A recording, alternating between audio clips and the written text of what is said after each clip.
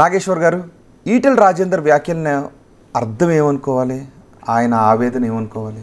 ఆవేదన కన్నా ఆయన ఆవేశం. ఇందులో ఆవేదన తక్కువ, ఆవేశమే ఎక్కువ ఉంది. దానికి రీజన్ కూడా ఉంది. ఎందుకంటే ఆయన బీజేపీలో చేరింది ఓ పార్లమెంట్ సభ్యుడిగా అడ్జస్ట్ అయిపోదామనో కాదు. ఎందుకంటే ఆయన రాజకీయ చరిత్రలో 7 సార్లు ఎమ్మెల్యే, మీకు ఆయన మంత్రిగా ఉన్నారు. ఆయనకే కొత్త కాదు ఈ ఎంపీలు, ఇది ఏది కొత్త కాదు. అందువల్ల ఇవాళ కొత్తగా ఆయన ఎంపీ అయ్యేది, ప్రజాప్రతినిధి ఆనందపడేది ఏమీ లేదు. అందువల్ల సహజంగానే ఆయన ఆశించింది ఏంటంటే బీజేపీలో చేరితే రాష్ట్ర పార్టీ పగ్గాలు ఇచ్చి తన నాయకత్వంలో బీజేపీ ఎన్నికలకు పోతుంది, తాను ముఖ్యమంత్రి అభ్యర్థి అవుతాడని అనుకున్నారు. దానికి అనుగుణంగానే 2023 ఎన్నికల్లో ఆయనను పార్టీ ఆయనకు కూడా ఒక హోప్ క్రియేట్ అయింది. ఏంటంటే బీసీని ముఖ్యమంత్రి చేస్తాం. అఫ్కోర్స్ బీసీ అంటే ఈటెల రాజేందర్ ఒక్కరే లేరు, అదే స్థాయిలో బండి సంజయ్ కూడా ఉన్నారు. కానీ ఈటెల ఆశించింది ఏంటి? ఒక లైన్ క్లియర్ అయింది, బీసీ సీఎం అని. సో ఈ పరిణామాల నేపథ్యంలో అసెంబ్లీ ఎన్నికల్లో అధికారం రాలేదు. బండి సంజయ్ని మార్చడం బీజేపీని బాగా దెబ్బతీసింది. కానీ పార్లమెంట్ ఎన్నికల్లో 35% ఓటింగ్తో, బీఆర్ఎస్ కన్నా 20% ఎక్కువ ఓటింగ్తో బ్రహ్మాండమైన విజయాన్ని బీజేపీ సాధించింది. కాంగ్రెస్ 8 ఎంపీ సీట్లు అయితే 8 ఎంపీ సీట్లు గెలుచుకుంది. ఇక నెక్స్ట్ అసెంబ్లీ ఎలక్షన్స్కు బీజేపీ అధికారంలోకి రావాలని, వస్తుందని ఆశిస్తున్న సందర్భం ఇది. ఈ సమయంలో తనకు పార్టీ పగ్గాలు అప్పచెప్తే బీజేపీ రేపు భవిష్యత్తులో సీఎం అభ్యర్థిగా ముందుకొస్తాడు. సో ఈ ఆస్పిరేషన్ ఉన్న నాయకుడు ఈటెల రాజేందర్. ఆయన కేవలం మంత్రి పదవికి అడ్జస్ట్ కావాలంటే కేసీఆర్ దగ్గర అడ్జస్ట్ అయ్యేటాడు కదా. సో అందువల్ల ఇప్పుడు ఆయన ఏదో కేంద్ర సహాయ మంత్రి పదవి ఇస్తే సంతృప్తి పడతాడు. రాష్ట్రంలో క్యాబినెట్ మంత్రిగా నెంబర్ 2 క్యాబినెట్ మినిస్టర్గా ఉన్న తర్వాత ఇప్పుడు కేంద్ర సహాయ మంత్రి కన్నా ఎక్కువైతే రాదు కదా. బండి సంజయ్ కూడా సహాయ మంత్రి, కిషన్ రెడ్డి క్యాబినెట్ మంత్రి. ఇప్పుడైతే 2వ క్యాబినెట్ మంత్రి తెలంగాణ నుంచి వచ్చే అవకాశం లేదు. సో అందువల్ల ఇప్పుడు మ్యాక్సిమం వస్తేనే కేంద్ర సహాయ మంత్రి పదవి రావాలి. సో ఆ కేంద్ర సహాయ మంత్రి పదవి కొరకు ఆయన బీజేపీలో చేరలే. సో ఆటోమేటిక్గా ఆయనకుండేటువంటి పొలిటికల్ ఆస్పిరేషన్స్లో పార్టీ రాష్ట్ర అధ్యక్ష పదవి ఇస్తేనే తాను ఆ పార్టీకి తాను న్యాయం జరుగుతుంది అని ఆయన అభిప్రాయం, తనకు న్యాయం జరుగుతుందని కూడా ఆయన ఆకాంక్ష. అందుకు అనుగుణంగానే పెద్ద ప్రయత్నం చేశారు, చాలా హోప్ పెంచుకున్నారు. వాతావరణం కూడా ఈటెల రాజేందర్ అవుతాడు అనుకున్నారు. కానీ కానీ అకస్మాత్తుగా రామచంద్రరావు అయ్యాడు. సో ఇది సహజంగానే రాజేందర్ జీర్ణించుకోలేకపోయాడు. ఆఫ్కోర్స్ రామచంద్రరావు ప్రమాణ స్వీకారానికి వెళ్ళి నాకన్నా బీజేపీలో సీనియర్ అని పైకి చెప్పినా ఆచరణలో ఏంటి, రామచంద్రరావు ప్రొఫైల్ ఏంది, నా ప్రొఫైల్ ఏంటి అని కంపారిజన్ చేసుకుని రామచంద్రరావు నాయకత్వంలో రాజేందర్ పనిచేయడం సహజంగానే అది రాజేందర్ రుచించేది కదా. సో అందువల్ల ఆయన పొలిటికల్ ఆస్పిరేషన్స్కు బీజేపీలో ఆయనకు వస్తున్నటువంటి ప్రియారిటీకి మధ్య ఒక ఘర్షణ ఈ ఆవేశానికి, ఆవేదనకు కారణం. కానీ సమస్య ఇక్కడ ఆవేశము, ఆవేదన సమస్యను పరిష్కరించదు, వ్యూహము సమస్యను పరిష్కరిస్తుంది. మరి ఎందుకు ఈ పరిస్థితి ఏర్పడింది అంటే రాజేందర్ మాటలు ఇవాళ మాట్లాడిన దాంట్లో చూస్తే తనను పార్టీ సరిగా ఉపయోగించుకోవడం లేదు. పార్టీలో తనకు వ్యతిరేకంగా ఒక బలమైన వర్గము, ఒక నాయకుడు ఆయన స్పష్టంగా చెప్తున్నాడు. అది బండి సంజయ్ పేరు చెప్పకపోయినా ఆ వీడియో చూస్తే ఎవరికైనా అర్థమవుతుంది బండి సంజయ్ గురించి మాట్లాడుతున్నాడు. ఇది సో ఏ స్థాయికి వెళ్ళాడంటే బీ కేర్ఫుల్ కొడకా రా అనుకుంటూ కూడా మాట్లాడాడు. ఇంకెవరి గురించి ఉద్దేశించి మాట్లాడుతున్నాడు అది. సో ఏదో ఒక వ్యక్తి గురించి మాట్లాడుతున్నా క్లియర్గా అర్థమవుతుంది. ఆయనకున్న పోటీ ఘర్షణ అల్లా బండి సంజయ్తో. సో అందువల్ల ఆ స్థాయి వరకు కూడా మాట్లాడడం వల్ల ఆయన ఫ్రస్ట్రేషన్ ఏంటంటే బండి సంజయ్ తనను ప్రెసిడెంట్ కాకుండా ఆపాను అని. ఇది కూడా వాస్తవమే, అందులో అనుమానమే లేదు.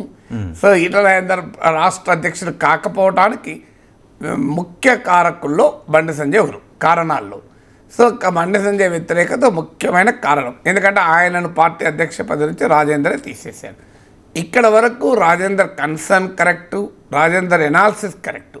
కానీ ఎక్కడ రాజేందర్ మిస్టేక్ చేస్తున్నాడంటే ఆయన ఉన్నది భారతీయ జనతా పార్టీలో, ఆయన ఉన్నది ప్రాంతీయ పార్టీ బీఆర్ఎస్ కాదు, విస్తృత ప్రజాస్వామ్యం ఉన్న కాంగ్రెస్ పార్టీ కాదు, ఆయన ఉన్నది భారతీయ జనతా పార్టీలో. బీజేపీకి కొన్ని ఎక్సెప్షన్స్ ఉండొచ్చు, లోపాలు ఉండొచ్చు, కానీ బీజేపీకి ఒక కోర్ లైన్ ఆఫ్ యాక్టివిటీ ఉంటుంది.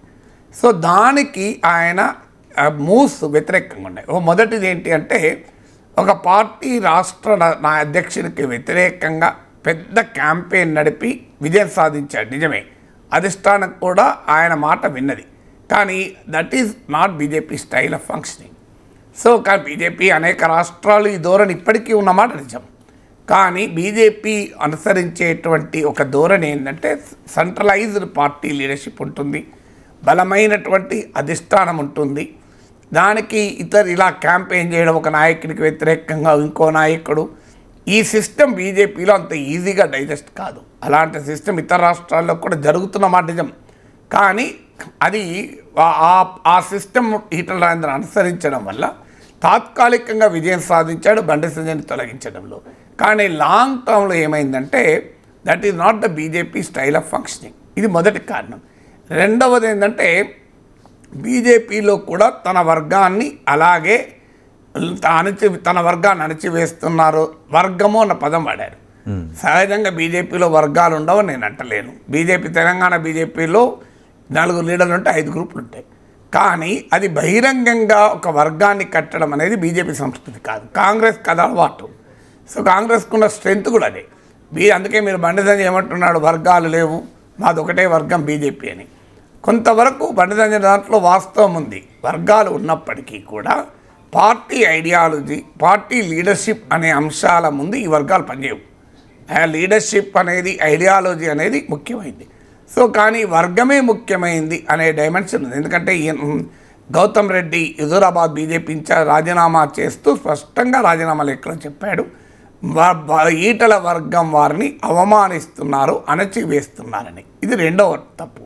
మూడవది ఏంటంటే వ్యూహాత్మక తప్పిదం. బీజేపీలో అనేక మందికి పదవులు రాకుండా ఆగిపోతారు, కానీ వాళ్ళు పార్టీ పైన ఆవేశాన్ని వెలగక్కరు. బండి సంజయ్ ఉదాహరణ మీకు. బండి సంజయ్ని బ్రహ్మాండమైన ఊపులో ఉన్నప్పుడు, ఆయన పార్టీ 2 ఊపులో ఉన్నప్పుడు ఆయనను సడన్గా తీసేశారు. ఎందుకు తీసేశారో ఇప్పటికీ ఎవరికి తెలియదు.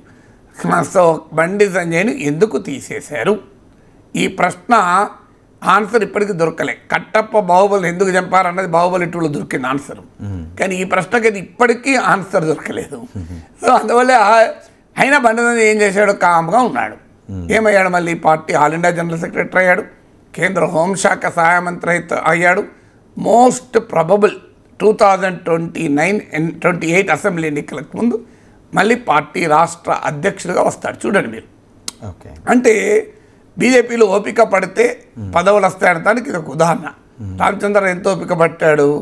సో రామచంద్రరావు మల్కాజ్గిరిలో పాపం ఓడిపోయే పరిస్థితుల్లో పోటీ చేశాడు, గెలిచే పరిస్థితి దగ్గర ఆయన టికెట్ ఇవ్వక రాజేందర్కి ఇచ్చారు. మురళీధర్రావు ఎంతకాలం నుంచి ఓపిక పడుతున్నాడు. మురళీధర్రావు చరిత్ర ఏంటి, రాజేందర్ తన చరిత్ర గురించి చెప్పాడు, కరెక్ట్ అది, ఆయన చరిత్ర నిజమే. తెలంగాణ ఉద్యమంలో పోరాడాడు, బీఆర్ఎస్లో మంత్రిగా ఉన్నాడు. కానీ what is the history in BJP, అది కూడా ముఖ్యం కదా. ఇప్పుడు రామచంద్రరావు చరిత్ర ఏంటి, బీజేపీలో ఒక ఏబీవీపీ కార్యకర్తగా రైల్వే డిగ్రీ కాలేజీలో మొదలై నక్సలైట్ విద్యార్థి సంఘాల చేత తన్నులు తిని పార్టీ కోసం నిలబడి పనిచేసిన 40 ఏళ్ల చరిత్ర బీజేపీలో.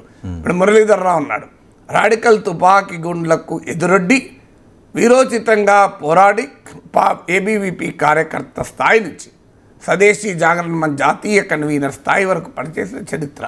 వీళ్ళు ఒక్కొక్కరిది బీజేపీలో మామూలు చరిత్ర కాదు. కిషన్ రెడ్డి చరిత్ర, మీకు డాక్టర్ లక్ష్మణ్ చరిత్ర, ప్రకాష్ రెడ్డి చరిత్ర. ప్రకాష్ రెడ్డికి ఏ పదవి వచ్చింది పాపం, ఇప్పటికీ బీజేపీ స్పోక్స్ పర్సన్.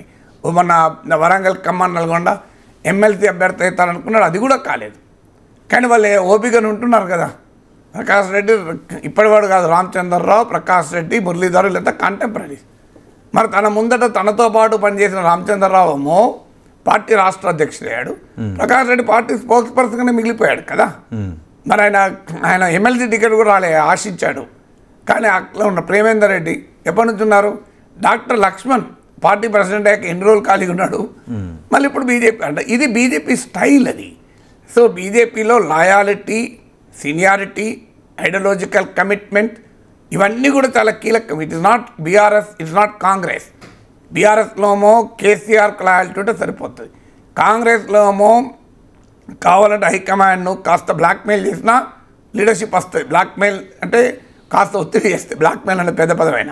బీజేపీ అలా ఉండదు. BJP strength is different. ఇప్పుడు మల్కాజ్గిరిలో ఈటల రాజేందర్ గెలవడానికి కారణం ఈటల రాజేందర్ పలుకుబడ, ఖచ్చితంగా అది బీజేపీ బలం. అది ఈటల రాజేందర్ కాక ఆడ ఎవరు పెట్టినా గెలిచేవారు. మురళీధర్ రాయన గెలిచేవారు, రామచంద్ర రాయన గెలిచేవారు. అది మోడీ హవా. ఎందుకంటే 35% రాష్ట్రం అంతా ఓటింగ్ వచ్చింది. ఎస్, హుజూరాబాద్ ఉప ఎన్నికల్లో గెలిచాడు రాజేందర్, ఖచ్చితంగా అది ఆయన బలం. అక్కడ బీజేపీ బలం లేదు, 100% ఆయన బలం. కానీ మళ్ళీ మీకు ఇక్కడికి వచ్చారు, మల్కాజ్గిరికి వచ్చే వరకు అది పార్టీ బలం. మోడీని చూసి ఓటేశారు కదా, మీరు ఏ ఎంపీ క్యాండిడేట్ చూసి ఓటేయలే, మోడీని చూసి ఓటేశారు. బీజేపీ అధికారంలోకి రావాలి ఓటేశారు. సో అందువల్ల ఈ బీజేపీకి ఉండే స్టైల్ ఆఫ్ ఫంక్షనింగ్ వేరు. సో ఆ స్టైల్ ఆఫ్ ఫంక్షనింగ్కు కారణం ఏదైనా రాజేందర్ ఇమడలేకపోయాడు. అది క్లియర్గా మనకు అర్థమవుతుంది. ఆయన స్టేట్ రాజేందర్ ఇమడలేకపోయాడు, బీజేపీ ఆయనను ఇమిడ్చుకోలేకపోయింది. అందువల్ల రాజేందర్లో ఆ ఆవేదన, ఆ ఆవేశము కనబడుతుంది. కానీ ఆవేదన, ఆవేశాల కన్నా రాజకీయాల్లో వ్యూహాలు కీలకం.